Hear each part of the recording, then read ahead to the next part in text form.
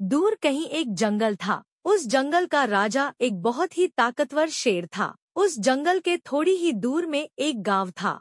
उस गांव के लोग खेती किया करते थे। हर साल उनकी खेती अच्छी हुआ करती थी। लेकिन वह कहते हैं ना कि अच्छे दिन ज्यादा दिनों तक नहीं रहता। ठीक वैसे ही उन गांव वालों के साथ भी हुआ। कुछ सालों के बाद एक साल ऐसा हुआ कि उनके गांव में बारिश नहीं हुई, तो सभी गांव वालों को खाने पीने में कमी हुई। तो उसे गांव के मुखिया ने सोचा और उसने भाव में बैठक किया। मुखिया, हम सभी जानते हैं कि हमारे गांव में बारिश नहीं हो रही है, तो हमारे खाने पीने में कमी हो रही है। इसीलिए मैंने सोचा है कि जंगल में शिकार करके अपने और अपने परिवार का पेट भरना होगा। तो क्या आप सभी इस बात से सहमत है? सभी गांव वालों ने मुखिया की बात में मंजूरी दे दी। फिर कुछ लोग जंगल जाकर शिकार करने लगे। वह रोज जंगल जाते और कभी हिरण तो कभी कभी सुअर ज़ेब्रा को मार कर शिकार किया करते। जंगल के सभी जानवर इस बात पर चर्चा करके सभी जानवरों ने इंसानों की शिकायत जंगल के राजा शेर से करने के लिए शेर के गुफा की ओर गए। थोड़ी ही देर में वह सभी जंगल के राजा शेर की गुफा में पहुंच गए।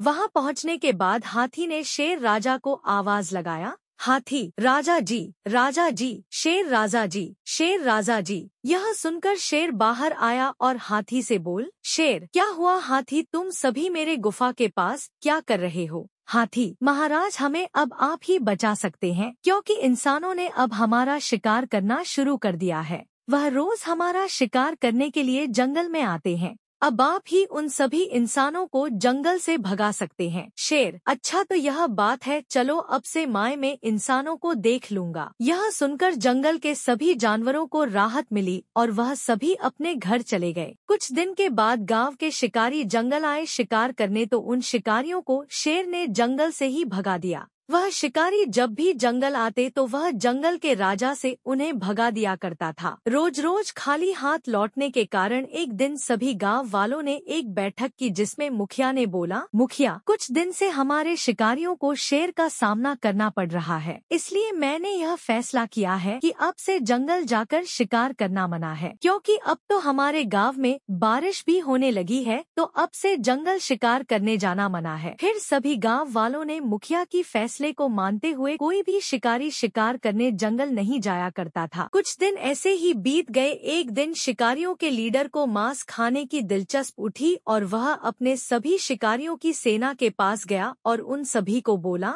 लीडर, देखो साथियों, हम इतने दिनों से मांस खाते खाते हम मन ही नहीं करता कि सब्जियां खाएं। अगर तुम से भी मेरा साथ दो तो मैं और तुम सब मिलकर उसे जंगल के राजा शेर को जाल में फंसा कर हम उसे मार देंगे। यह कहकर शिकारियों के लीडर ने अपने साथियों से पूछा, कहीं ना कहीं शिकारियों को मांस का लालच था। तभी सभी शिकारियों ने लीडर की बात मान ली और अगले ही दिन वह सभी जंगल जाकर अपनी सभी जालों को जंगल के जगह जगह फैलाना शुरू कर दिया। थोड़ी ही देर में उस जाल में शेर फंस गया। फिर वह शेर बचाओ बचाओ चिल्लाने लगा। थोड़ी ही देर में वहाँ पर जंगल के सभी जानवर एकत्रित हो गए। शेर राजा को जाल में फंसा देखकर हाथी ने बोला, हाथी राजा जी, आप कैसे इस जाल में फंस गए? शेर, कुछ नहीं, मैं तो बस इस रास्ते से गुजर ही रहा था कि मैं इस जाल में फंस गया। गिद्ध, महाराज, मुझे लगता है कि इस जाल को उन शिकारियों ने लगाया होगा, क्योंकि मैं उड़ते हुए इंसानों को लगाते देखा था।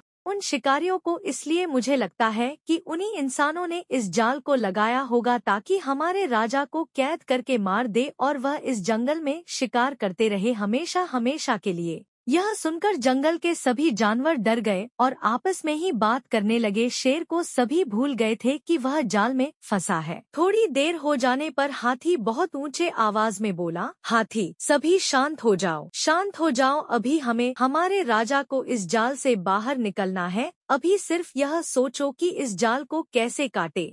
सभी जानवर शांत हो गए और सभी सोचने लगे। थोड़ी देर तक सोने के बाद एक चिड़िया ने बोली, चिड़िया, हाथी मेरे दोस्त, हम मेरे दोस्त चूहा और उसके दोस्तों को बुलाकर इस जाल को कटवा सकते हैं। फिर वह चिड़िया उड़ते हुए चूहे के पास गई। उसके पास पहुंचकर अपने दोस्त चूहे को पूरी बात बताई। यह सुनकर चूहा तुरंत अपने दोस्तों को लेकर शेर राजा को बचाने के लिए भागते भागते गए। शेर के पास पहुंचे। फिर चूहा और उसके दोस्तों ने मिलकर शेर के जाल को काटना शुरू कर दिया।